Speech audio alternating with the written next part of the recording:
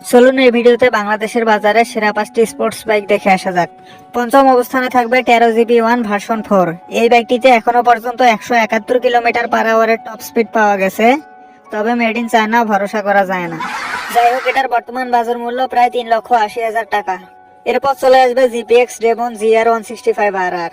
এই বাইকটিতেও এখনো পর্যন্ত প্রায় 164 কিলোমিটার পার আওয়ারের টপ স্পিড পাওয়া গেছে এবং এটার বর্তমান বাজার মূল্য 3,70,000 টাকা। তৃতীয় অবস্থানে চলে আসে হোন্ডা CBR 150R। আপনি যদি সুপার অ্যাগ্রেসিভ লুকস এবং দমদার পারফরম্যান্সের সাথে সাথে কমফোর্টনেস চান, তাহলে এই স্পোর্টস বাইকটি আপনার জন্য। যাই হোক, বাংলাদেশের বাজারে এই বাইকটির বর্তমান বাজার মূল্য 6 লক্ষ টাকা।